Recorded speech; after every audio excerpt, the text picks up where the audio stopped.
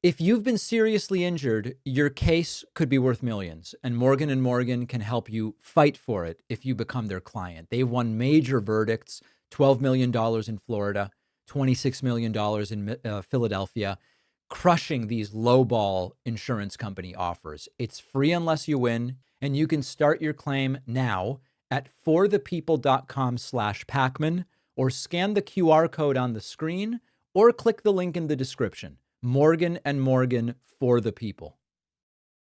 If you want better sleep, check out Pod 5 from our sponsor, 8 Sleep. It is a smart system that fits over any existing mattress, and it turns your bed into a fully adaptive sleep environment. The Pod 5 uses AI to adjust temperature, elevation, and sound in real time.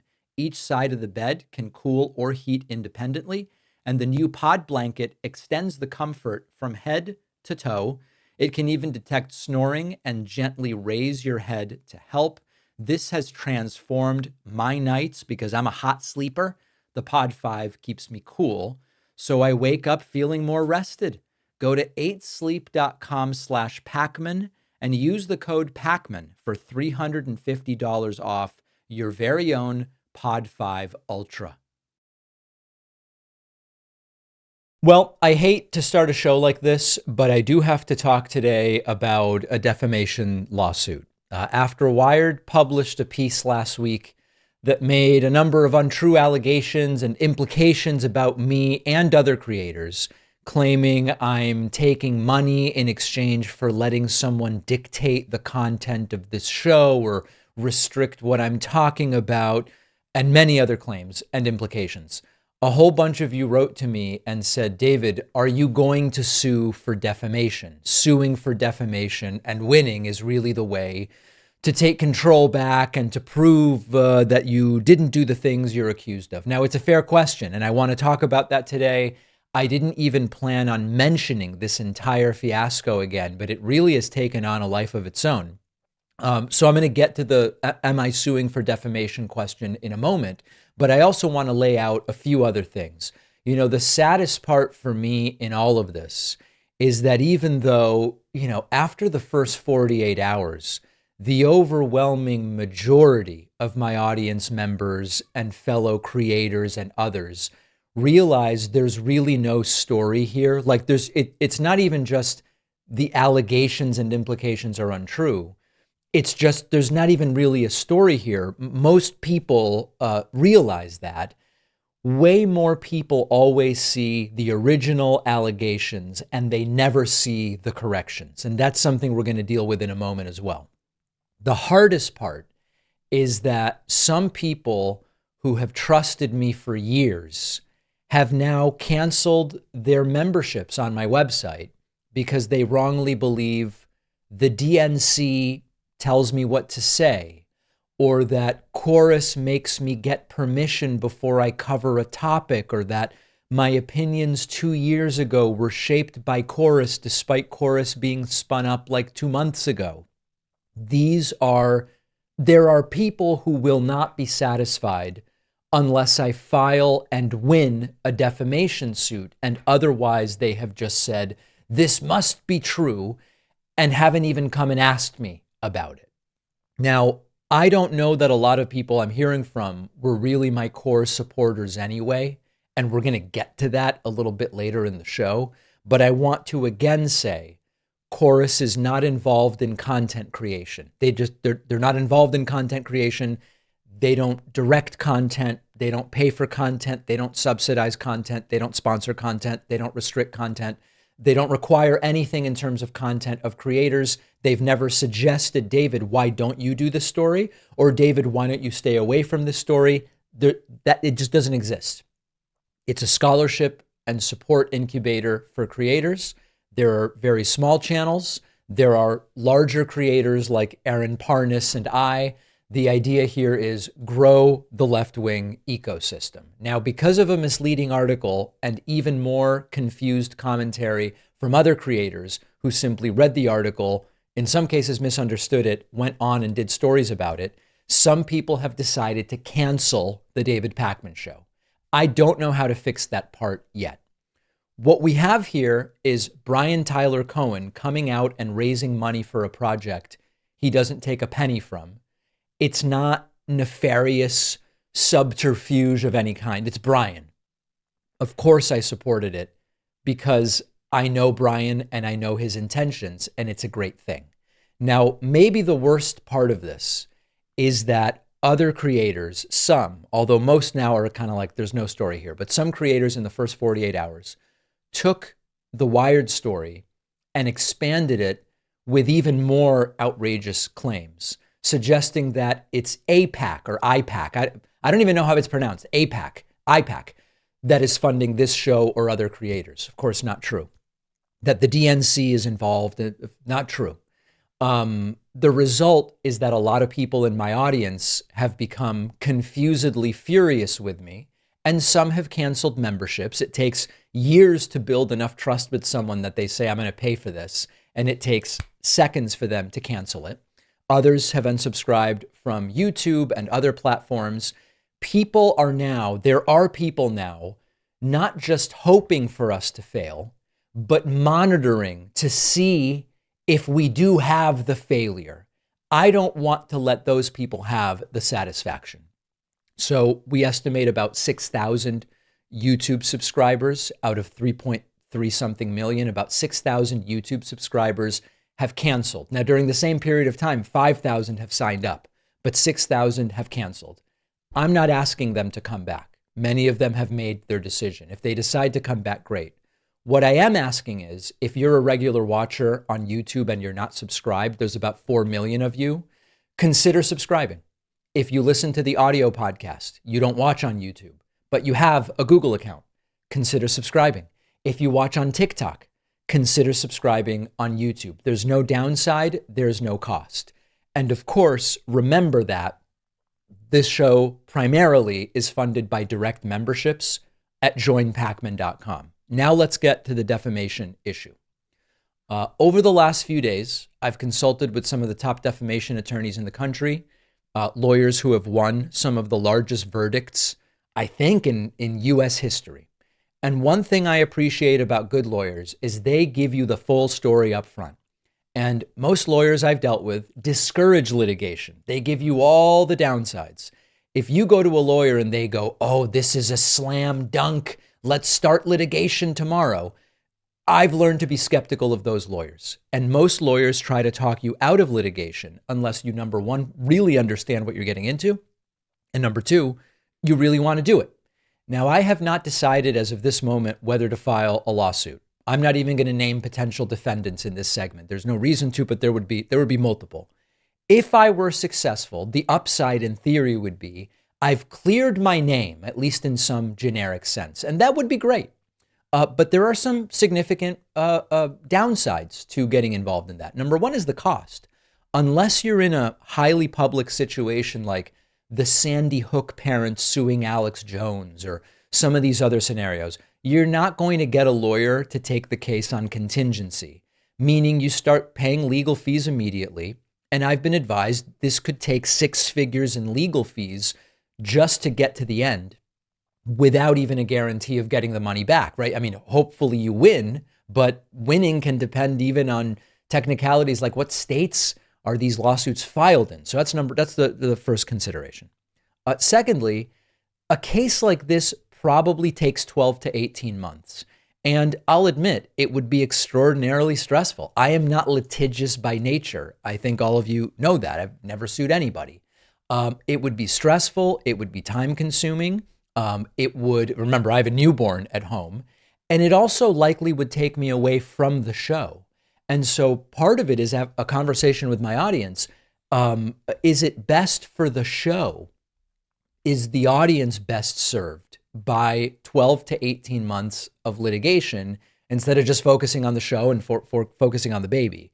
And then number 3 is the reality of the outcome. Imagine that it takes 15 months and I win, right? Imagine I win. Maybe there's a financial settlement, maybe not. But even then, the damage, to the extent that there will be damage, is mostly going to be done. Am I really going to go 15 months from now and show the people that did abandon the show right now the victory? And are they then going to come back? And, most defamation cases don't even go to trial. They end in a settlement. The settlement often includes that no one can talk about the settlement. So it's also like, if at the end of all of that, 6 figures in legal fees and all of this, if there is a settlement, okay, I get some money, but is it even really the public victory that might help from a publicity standpoint, especially if it's a settlement no one's allowed to talk about? So that's what I'm contending with right now. The damage, the possibilities of a defamation lawsuit, the effect on my audience, the effect on the business. So I want to hear from you. That's really everything I have to say right now. The really good news is that most of the people that are outraged by this aren't even in my audience, and I have to remember that. And that actually leads to the next thing I want to talk about, which is a sort of broader discussion of what's happening right now on the left. What's happened over the last week has convinced me of something I've never quite said out loud, that maybe the wings of the left, maybe we'll call it like the coalition building pragmatic progressives, and then what we might call the more revolutionary accelerationist or purity test left, right? That those two sides, maybe those two sides of the left are not really part of the same movement. Now, I know that that's a big statement, and that's different than what I've said in the past. My view up until last week was that, listen, the pragmatic progressives and the revolutionary leftists, we disagree sometimes, we do, but ultimately we're on the same team. We want broadly similar outcomes. Our next stop on the bus is the same one, even if many of them want to go further into socialism, right? We want more equality of opportunity, stronger social safety nets, climate action now, civil rights. We have different strategies for getting there. Some of us might go further later than others, but we are broadly part of the same movement. This Wired article that came out last week, and maybe more importantly, the reaction to it, now makes me question whether this is really part of the same movement more than I ever have before. Now, just as a reminder, Wired published a piece about a group called Chorus. They implied and suggested that influencers like me have anyone other than me directing the content on this show, that I have to get permission for interviews, all of these things that are flatly untrue. I was named in that article along with others, and the reaction from some corners of the left, especially the online left, the sort of accelerationist left, was to assume the worst, which is that the DNC and IPAC are controlling my content, and that commentary from years ago, even before Chorus existed, was somehow directed by someone that I sold out, etc. Now, none of that is true. I've explained that in detail elsewhere. Nobody controls my content other than me. But here's the thing. The speed and the ferocity with which certain elements of the left turned this into a betrayal narrative tells me something deeper really is going on here. This wasn't, David, we'd love for you to clarify what's going on. David, I've known you for a long time. This just doesn't sound like something that you would do. Tell us what's going on before we cancel you or whatever. It was from some corners, you failed the purity test. You're not one of us. And that's why I think maybe these two sides of the left have never really been part of one movement. Now, again, I don't know exactly the right terms to use. The movement I consider myself a part of would be like, maybe we call ourselves pragmatic progressives, or the coalition building left, maybe like the social democracy left. Our vision is Denmark, Sweden, Norway. You then have, I don't know if they should really define themselves, because I don't know that I'm the one to define them, but we might call it the revolutionary left, the purity test left. It includes probably more actual socialists. And these, I thought, were kind of parallel movements with overlapping goals in a lot of areas, but maybe some differences in endpoints or worldview here.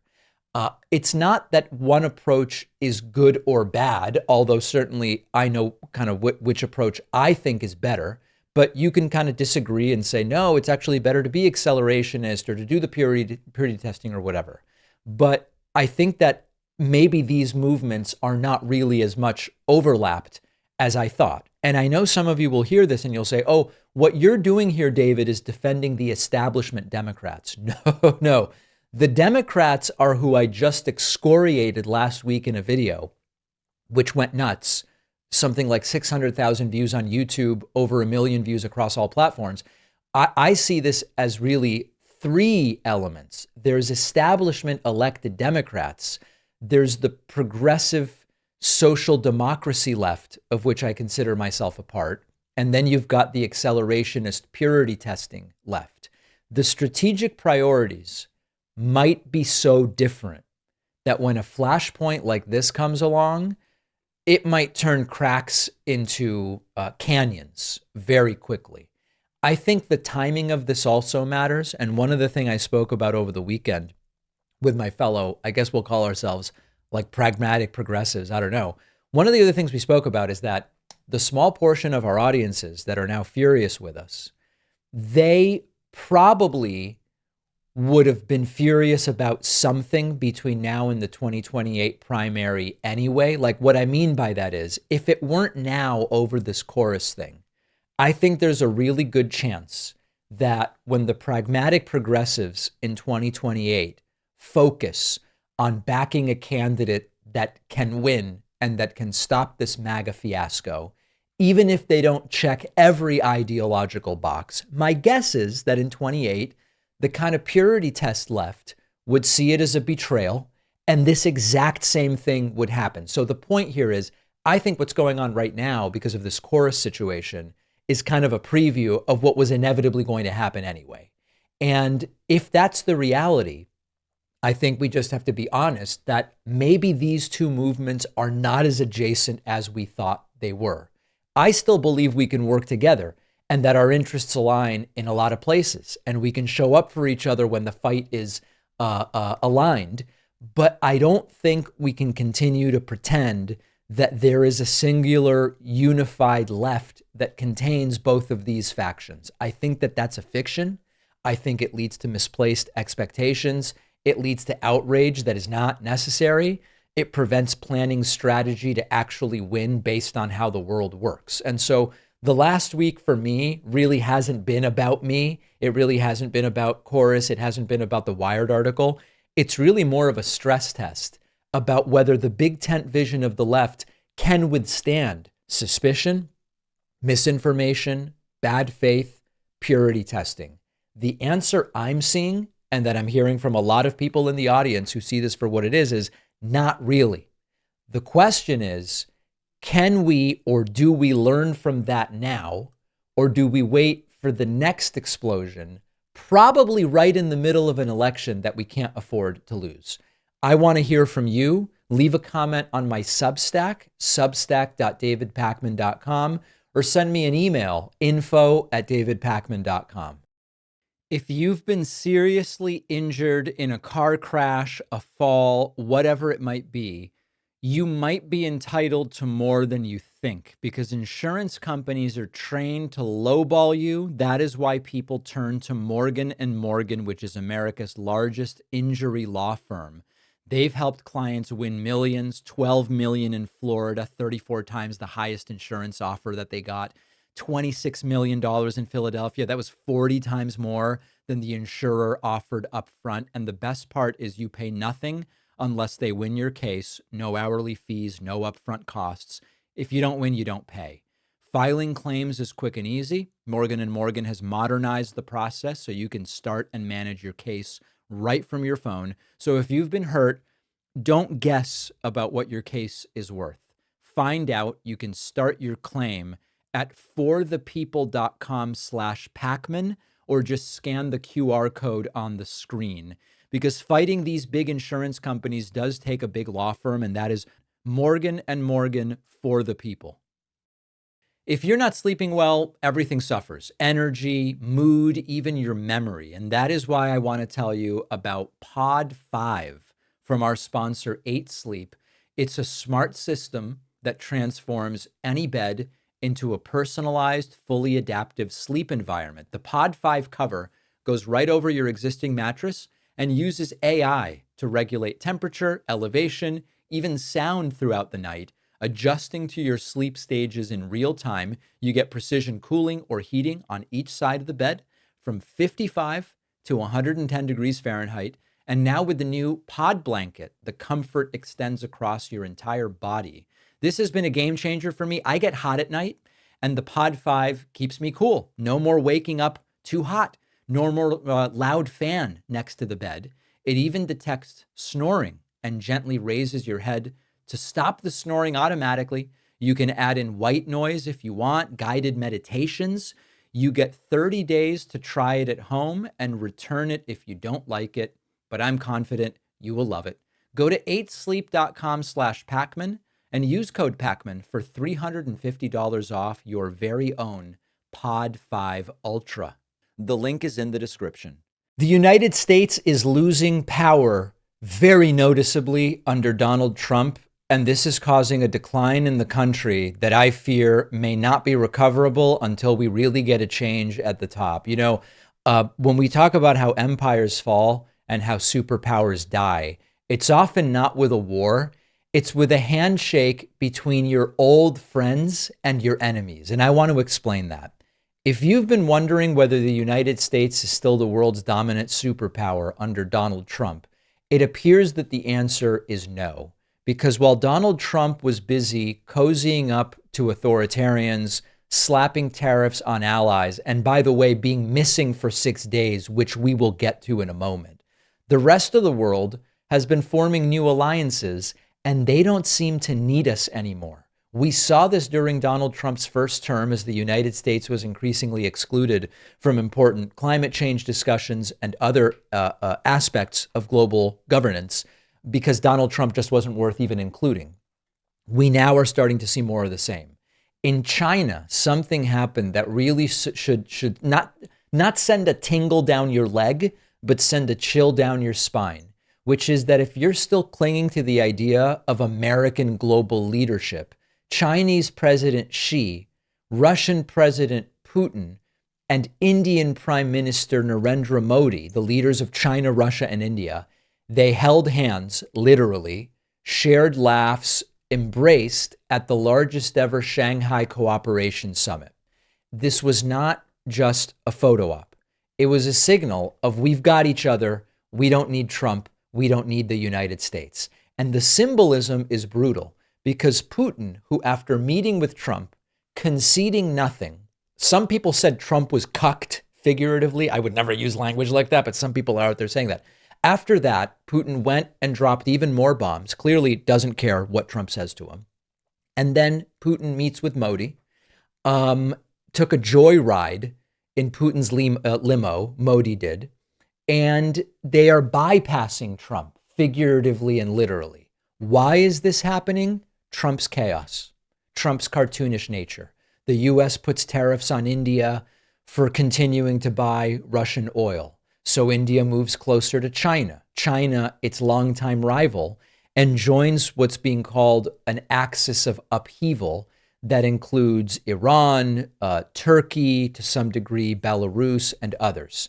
China is filling the power vacuum. Xi has announced a new development bank, a global energy cooperation platform, has opened access to China's GPS alternative. And so they are replacing American systems technologically. They are replacing American leadership ideologically. They are replacing American dominance economically as well.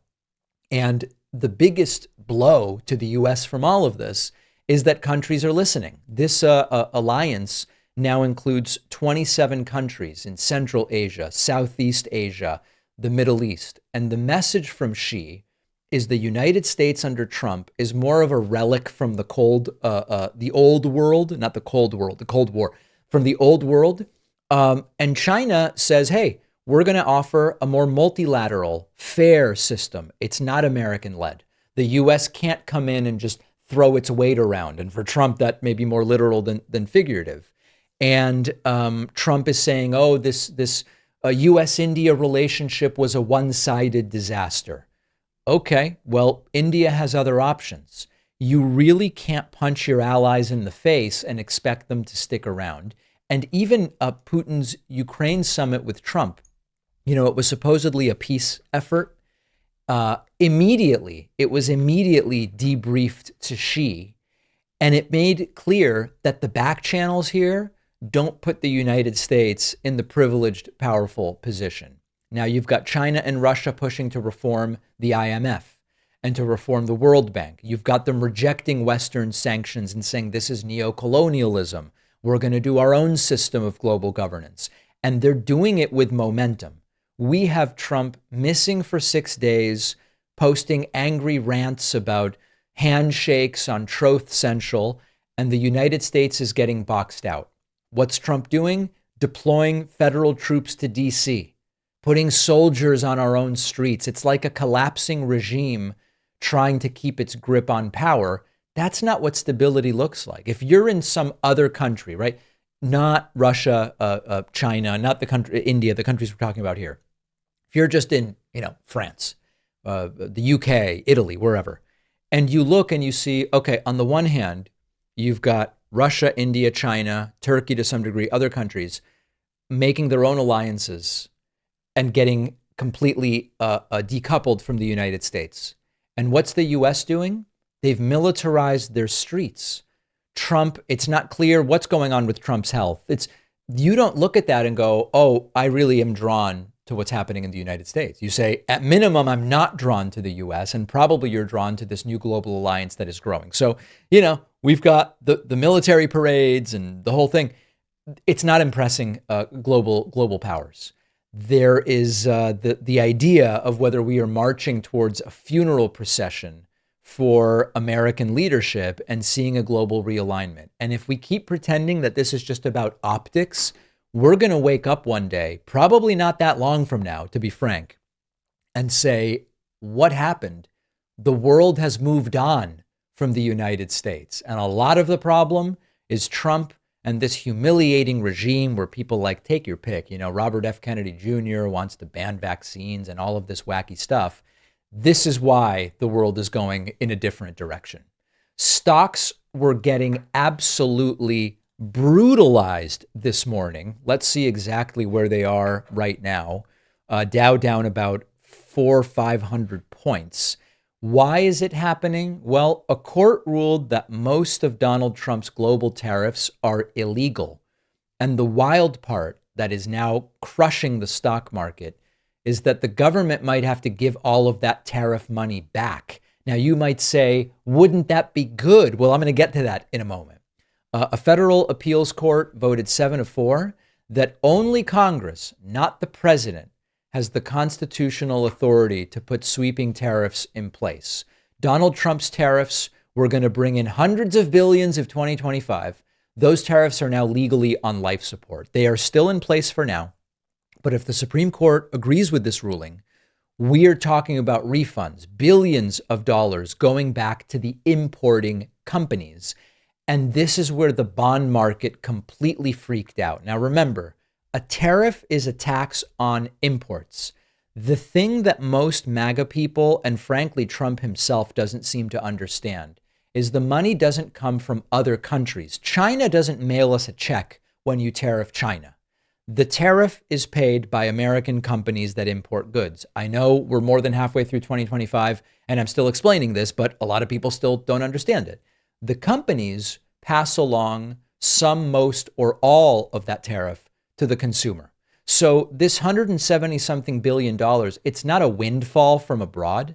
It's taken from American businesses and from American shoppers. Bond traders liked tariffs because it meant the government had revenue and didn't have to borrow as much. Less borrowing usually means less pressure on interest rates, but now the government, if it has to give that money back, is going to need to borrow more to make up the difference. And how do you borrow more? You sell treasury bonds. When you suddenly flood the market with bonds you're trying to sell, investors demand higher interest rates to buy them. That's why yields jumped today. The 30-year treasury yield went up to almost 5%. That's the highest it's been in a while. The 10-year went to 4.29%. Short-term rates were also up. Higher yields means it costs the government more to borrow money. And then mortgage rates go up, car loans get more expensive, credit card rates climb. It's like raising the cost of money. Now, Trump said the ruling's highly partisan. He's going to appeal, yada, yada. But Wall Street really isn't waiting here. For months, investors were happy that tariffs were plugging part of the deficit hole. Now, that's separate from the problems that tariffs were causing. But now, the little benefit investors did find in tariffs has been blown wide open by the possibility of refunds. Now, what's really tragic about this is that much of the problem is from the on-again, off-again, unstable nature of this. If we had had a situation where Trump didn't even open this door, we would have had significantly more stability. And it wouldn't be that every single piece of tariff-related news moves the market drastically up or drastically down. The tariffs as import taxes are inflationary, and they're bad for businesses, and they're bad for consumers. If you are a so-called deficit hawk, in theory, you like a little bit of the tariffs because they help plug a little bit of the deficit hole. Now that that's in question, it's causing yields to rise and stocks to go down. So the lesson here really is Trump never should have opened up this door to begin with. But alas, that is not the situation we find ourselves in today. And this could leave the government even in deeper debt, which not everyone cares about. There's a lot of different views about national debt. But if you are someone who does care about it, which these MAGA people claimed to, Trump is really causing a debt problem here. So I don't know what the exit is from this, because you now have, at first you had Trump announces the tariffs, stocks go down. Trump pauses the tariffs, stocks go up. There's like a one-to-one relationship. Tariffs on, stocks down, tariffs pause, stocks up. Now that there's a legal issue, the tariffs appear to be illegal, and we already have some that we're at least counting on the tariff revenue, which again comes from American companies. Now, not only do you have the effect of the tariffs on prices and on businesses, you have secondary impacts, which is how economies work at the end of the day. And then we have speculation as to, wait a second, what is this going to do to the debt? What is this going to do to yields? It's a mess. I don't know that there is a clean off-ramp at this point in time, but I want to hear from you. What do you expect Trump to do? That's if you believe Trump is even still physically with it. And based on what happened over the last 5 days, after the break, we'll delve into that. Have you ever wanted to feel more connected to your partner, but found that daily life gets in the way? There is an app designed specifically to help couples deepen their bond called Paired. Our sponsor Paired gives you daily personalized questions, quizzes, fun games, really just crafted to inspire meaningful and enjoyable conversations with your partner. And you won't see your partner's answers until you've shared your own. So it's like a safe, genuine space for honest dialogue and discovery. Recently, one Paired prompt asked, what's something you admire most about your partner? Answering this simple question created a conversation with my girlfriend and highlighted things that we sometimes overlook. The Paired app is a great daily reminder of the qualities that make relationships special. Whether you're just starting to build your connection or you've been together for years, Paired helps make it easy and enjoyable to strengthen your relationship, and it's just 5 minutes a day. Head to paired.com/Pakman for a 7-day free trial and 25% off your subscription. The link is in the description. A pending Supreme Court case could strip our Fourth Amendment rights and allow immigration agents to come into our homes for any reason, no probable cause needed, all while Republicans try to twist things so that you think this is all great for America. This should be the biggest story in the US right now, but it's almost impossible to keep up with the millions of moves that Trump is making every single day. That's why Ground News exists. Ground News is an app and website that exposes the blind spots and spin before it takes control of our opinions. Ground News is the smarter, more reliable way to stay informed when MAGA is banking on us getting distracted. I'm partnering up with Ground News to give you 40% off the same Vantage plan that I use. So you'll pay only $5 a month for all of their premium features. Just go to ground.news/Pakman or use the code Pakman in the app when you sign up. The link is in the description or scan the QR code. Where is Donald Trump? He is reportedly resurfacing today, but he has been missing from the public eye for days. Speculation was running rampant that he's dead. I don't think he's dead. And the White House was caught posting an old picture as if it were a new picture. If everything's fine, why are they being so sketchy? Over the weekend, we saw a lot of different claims about Donald Trump apparently being fine. Donald Trump disappeared from public view for about 6 days, no public appearances, just gone. And on Sunday, a picture of Donald Trump with former football coach John Gruden was posted. But this picture is a week old. Why pretend that Donald Trump is active when he isn't? Travis Akers is a retired U.S. Naval Intelligence officer who wrote, "I'm not a conspiracy guy, but if you're fighting off increasing rumors that you may have suffered a major medical episode, and to disprove that rumor and provide proof of life, you post a picture of allegedly playing golf with John Gruden today, it would be beneficial to post one that wasn't from August 23rd. And it gets even worse because when Trump finally reappeared to go golfing, press cameras were kept 100 feet away, not for security reasons, but for visibility. The pool report from Monday said Trump walked out of the South Portico entrance of the White House, walked 20 feet to an SUV. Pool photographers had a narrow view from about 100 yards away. Did I say 100 yards or 100 feet? It's 100 yards, so 300 feet between Trump's SUV and the one behind it, through which to get earn their keep. I don't even know what that means. At 8:53, the motorcade is moving. The idea being that reporters were explicitly prevented from taking pictures. No close-up footage has surfaced. Now, this isn't normal in general for presidents. Presidents don't vanish for 6 days and return under a press blackout and publish old pictures as if they were new, okay? They don't do that unless there's a problem. This is smelling more and more like a coordinated attempt to keep people from seeing something. There's a very interesting tweet thread from Adam Cochran, and I'm going to go through it with you here. I think it's quite relevant. More proof of a Trump health cover-up, he writes. Trump leaves the White House again this morning, mouth agape, not allowed to speak with reporters. Then it gets weirder. He once again goes golfing at his club, and reporters are confined to the tennis court area, not allowed to speak to Trump, not allowed to see him golfing, which they normally can. His team posts this picture with close friend and radio host John Fredericks. After days of outdated pictures, we finally get something that seems current, but something is off. Other than the weird staging, we notice that Trump's eyes are barely open, especially his right eye, something I've been pointing out for a long time. That's gotten worse and worse. This would be consistent with someone recovering from a minor stroke or larger TIA, who is recovering physically, but not fully well yet. But it's also an odd smile for Trump, large, overly toothy and uniform. The rare times he smiles with his teeth, it's smaller and larger on one side. It's not this clenched teeth full smile. And his face doesn't push back that much when he does it.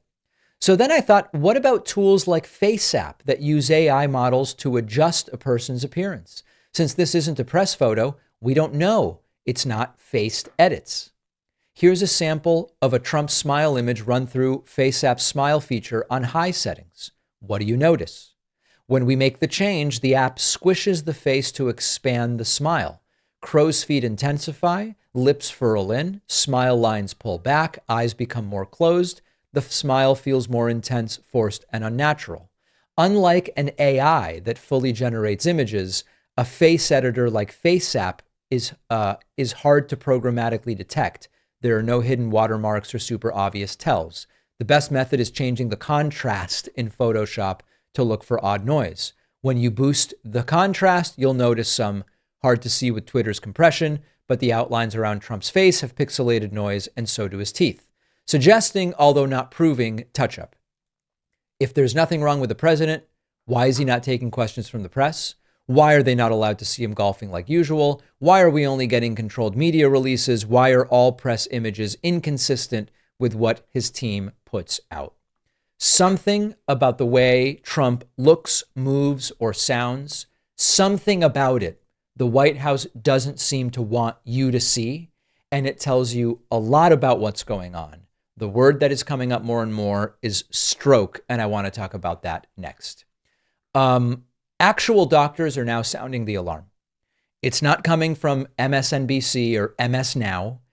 It's coming from a whole bunch of different people weighing in on every social media platform. There was a viral 31 post thread that exploded on Twitter, which I want to talk about. And it lays out the hypothesis. I'm going to be careful. It's just a hypothesis.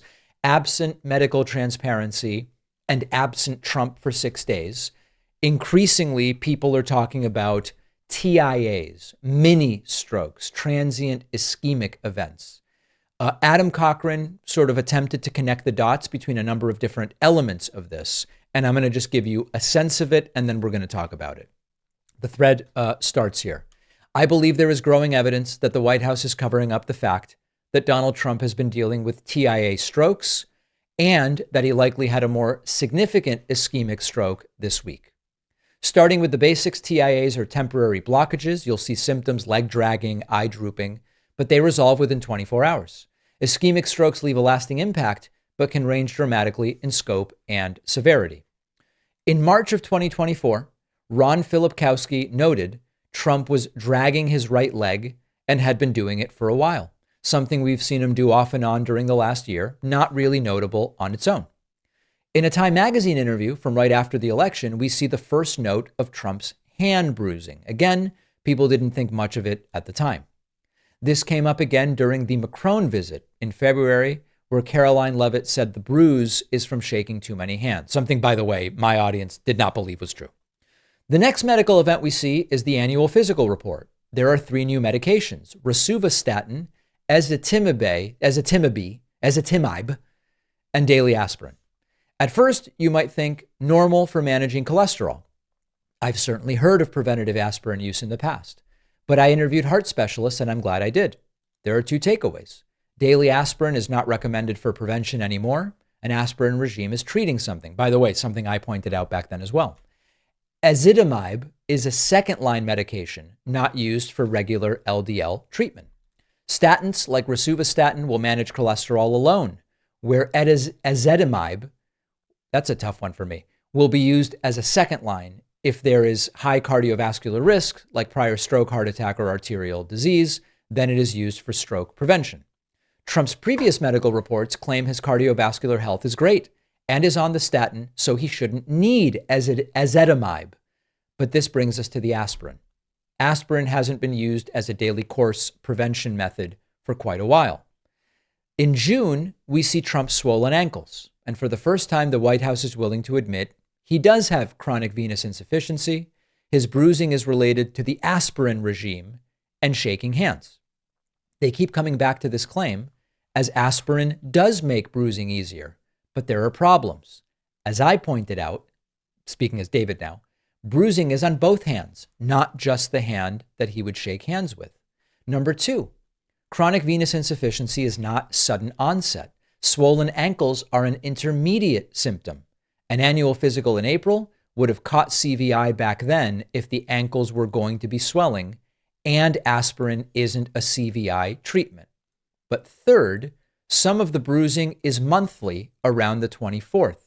It seems much more likely the president is being monitored monthly for something and getting occasional emergency IVs.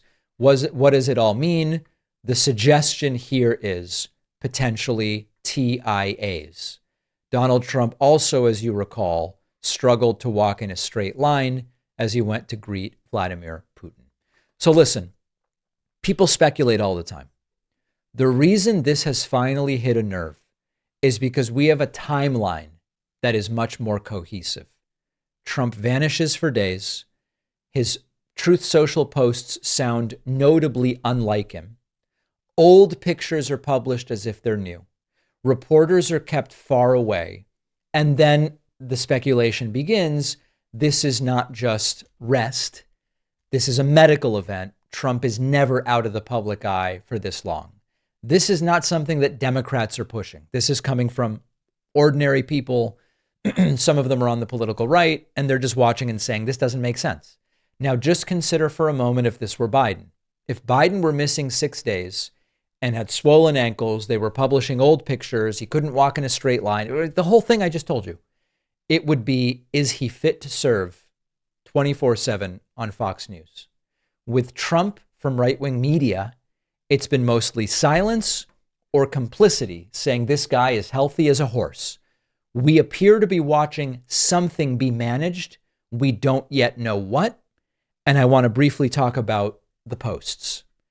Donald Trump has been posting during his 6-day absence from the public eye, but it sounds nothing like Donald Trump. During Donald Trump's 6-day absence, his social media posts have changed, and not in a subtle way. The unhinged style was mostly gone. The random capitalization, gone. The obsession with nicknames and rage and insults, mostly gone.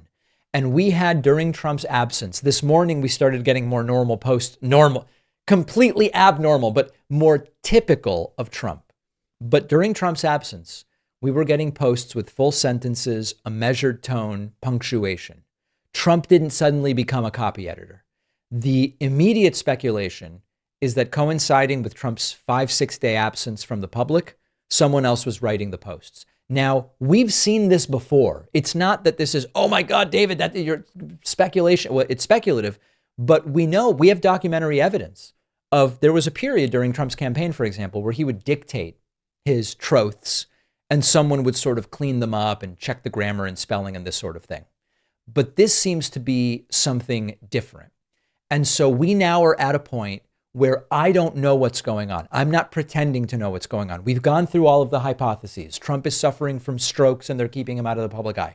He's got heart failure. He's increasingly in dialysis. This is all speculative. We don't have medical diagnoses on this stuff.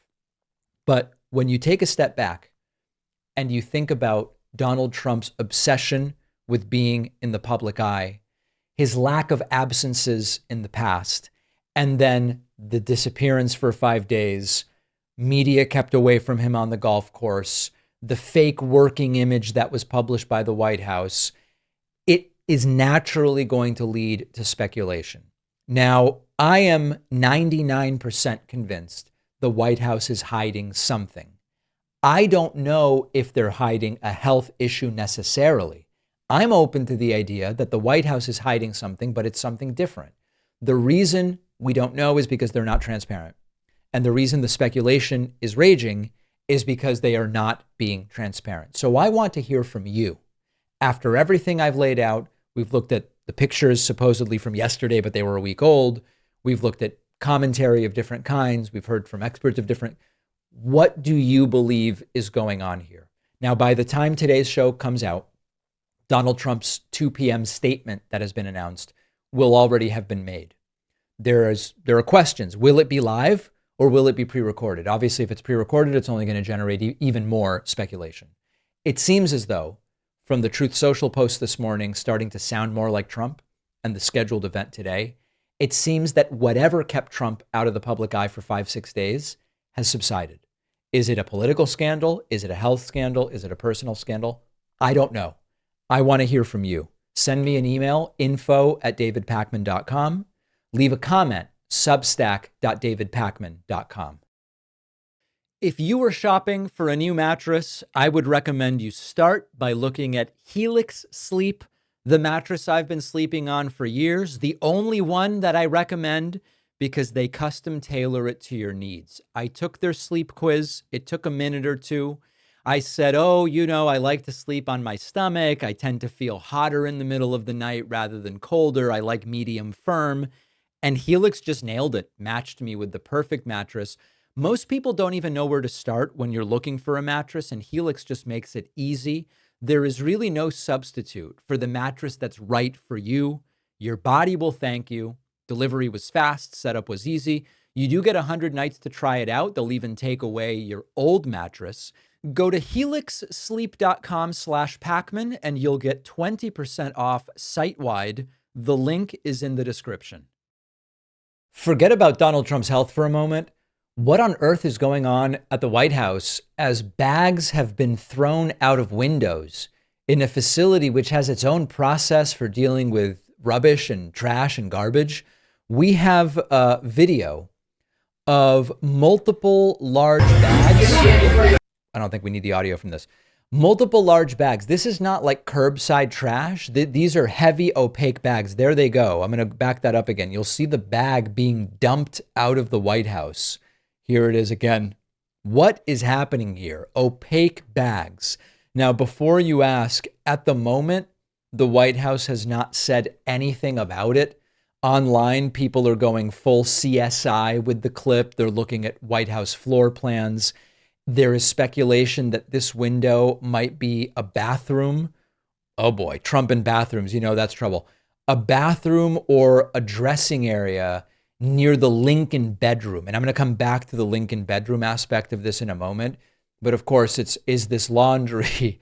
Is this Trump's medical waste? Now, it's getting so speculative. Why are people talking about medical waste being dumped out of the window, which I don't think makes any sense? I think they would have some other way to deal with that. Trump was recently, listen, we don't know when he was diagnosed. Supposedly recently, the White House finally came clean with a supposed new diagnosis of chronic venous insufficiency. This is a vein condition that would explain maybe Donald Trump's swollen ankles, and it can cause mobility issues. It can cause other symptoms. Photos have shown Trump's legs swollen and his hands bruised and covered with makeup, the whole thing. The White House, of course, has said it's all benign, but the timing is sort of interesting, I guess. And so you've got online sleuths saying the bags were tossed from a room that was used for private medical consultations when presidents didn't want to go to Walter Reed. There's no confirmation Trump has used the space in that way. There's no confirmation Trump is seeking medical treatment of this kind in order to avoid going to Walter Reed. There's none of it. Now, here's the other thing. There is a Lincoln bedroom remodel happening right now. Trump has ordered he said the bathroom was terribly remodeled. He wanted a different look. This is separate from that massive ballroom project that Trump is planning. And it's conceivable that they're doing bathroom work. And so there's debris and they're dumping the debris out of the window. If that's just renovation waste, it is a mundane and completely benign explanation. If they're not, then once again, medical waste, soiled clothing, some other mystery. The White House hasn't commented. They haven't said these are old curtains. This is not something you see. And when you combine it circumstantially with Trump not being seen much lately, it just adds even more fuel to the speculation. Now, could this be nothing? Absolutely. This could be absolutely nothing at all. The biggest question for me is that the White House has a dedicated internal waste collection system.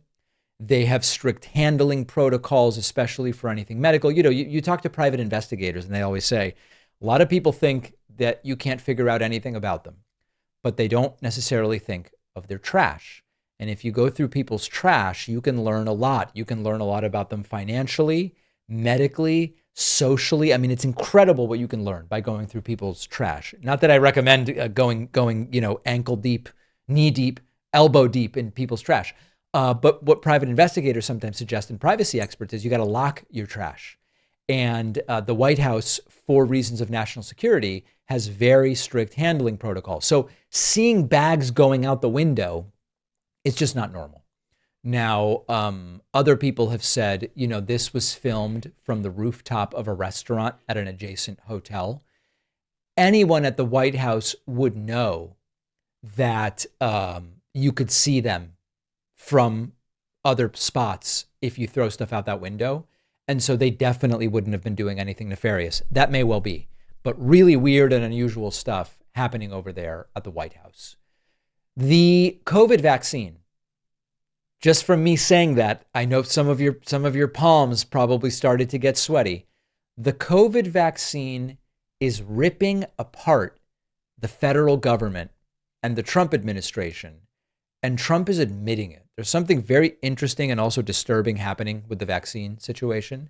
And the part that should make everybody's head spin is that in his first term, Donald Trump bragged about how he got us the vaccines. Operation Warp Speed, which was basically just fronting money to make vaccines. Operation Warp Speed got us the vaccines. It's a victory lap. Trump got us the vaccines so fast. But now Trump is standing shoulder to shoulder with Robert F. Kennedy Jr. They're dismantling vaccine programs. There are reports that they will ban the COVID vaccine. And Trump has now started to demand that drug makers justify the use of COVID vaccines. And he put out one of these very strange Truth Social posts where he said, quote, "It is very important that the drug companies justify the success of their various COVID drugs. Many people think they are a miracle that saved millions of lives. Others disagree. With CDC being ripped apart over this question, I want the answer, and I want it now. I have been shown information from Pfizer and others that is extraordinary, but they never seem to show those results to the public. Why not? They go off to the next hunt and let everyone rip themselves apart, including Bobby Kennedy Jr. and CDC, trying to figure out the success or failure of the drug company's COVID work. They show me great numbers and results, but they don't seem to be showing them to many others. I want to show them now to CDC and the public and clear up this mess one way or the other. I hope Operation Warp Speed was as brilliant as many say it was. If not, we all want to know about it and why. Thank you for your attention to this very important matter." This is what happens when the monster you created has taken on a life of its own. When Trump demands Pfizer justify its vaccines, that is not a serious policy inquiry. This is an attempt to appease the mob. Trump wants the credit for the vaccines, but he also wants the credit from the anti-vaxxers. And it's the same tactic that Trump has used for years. He pretends to be the referee. I'm neutral here. But he echoes the grievances of the most extreme supporters. And the tactic is eating away at his administration from the inside out. Trump wanted it both ways in the first term. Give me credit for the vaccines, praise me for the vaccines, but he would sort of wink, wink at the anti-vax people. And that worked for a little while. Not well, but it worked a little bit. Now that Robert F. Kennedy Jr. is in charge of the health policy and he's restricting vaccine access, Trump is in a trap. He's stuck. If he defends the vaccines, which he used to say, give me credit for, he alienates the loudest voices in the anti-vax MAGA world. If he attacks them, if he attacks the vaccines, he's admitting that his biggest pandemic achievement is actually a mistake. So he loses either way. Now, this is not like a fringe Facebook group that is angry about this. The president of the United States is questioning his own signature pandemic achievement. This was he said, re-elect me because I got us the vaccines. And now he sees his base turn on it. And it's the political equivalent of Frankenstein's monster. Trump fed the anti-science, anti-expert machine. I know better than doctors, and RFK knows more, and whatever. Target could have been Democrats, could have been scientists, could have been Trump's own policies. The fallout is getting really ugly. Trump fired the CDC director. 4 senior CDC officials immediately quit in protest. They said RFK is putting lives at risk. And this is chaos at the highest levels of government over issues that really should just be about science, medicine, and experts in those fields. Trump, and to see Trump say, I hope Operation Warp Speed is as brilliant as people claim. He was the one boasting about it for years. Now he's going, listen, I'm neutral. Hopefully it was great. I don't really know. When you build a political brand on fear, lies, and distrust, the machine at some point comes for you. And Trump was selling himself at one point as the guy who got things done. He got us the vaccines quicker than anybody. He now is reduced to taking this faux neutral perspective. Whatever my base says, I don't know, whatever they say. And he is demanding answers from the companies he trusted to front money for vaccines for, and that he celebrated when they actually did it.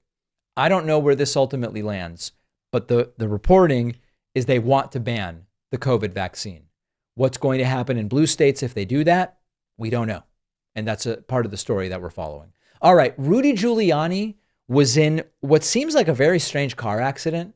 And in the midst of that, he is going to get awarded the Presidential Medal of Freedom. It's all really weird. We're going to talk about it on the bonus show. We also have the list of questions from PragerU for the new America First teacher test. PragerU has a test if you want to be a teacher to prove you're really America First. The questions are nuts. And then finally, Americans are losing faith that if you work hard, you will get ahead economically. Understandably so. We will talk about all of those stories and more on the bonus show. Consider signing up at joinpakman.com. You can use the coupon code ItWillEndSoon to save about 50% off of the cost of a membership. You can also request a free membership. If the financial element of it is complicated for you, davidpakman.com/free membership. And finally, make sure you're getting my daily Substack newsletter at substack.davidpakman.com. If you've been seriously injured, your case could be worth millions, and Morgan & Morgan can help you fight for it if you become their client. They've won major verdicts, $12 million in Florida, $26 million in Philadelphia, crushing these lowball insurance company offers. It's free unless you win, and you can start your claim now at forthepeople.com/Pakman, or scan the QR code on the screen, or click the link in the description. Morgan & Morgan, for the people. If you want better sleep, check out Pod 5 from our sponsor, 8 Sleep. It is a smart system that fits over any existing mattress, and it turns your bed into a fully adaptive sleep environment. The Pod 5 uses AI to adjust temperature, elevation, and sound in real time. Each side of the bed can cool or heat independently, and the new Pod blanket extends the comfort from head to toe. It can even detect snoring and gently raise your head to help. This has transformed my nights because I'm a hot sleeper. The Pod 5 keeps me cool, so I wake up feeling more rested. Go to 8sleep.com/Pakman and use the code Pakman for $350 off your very own Pod 5 Ultra.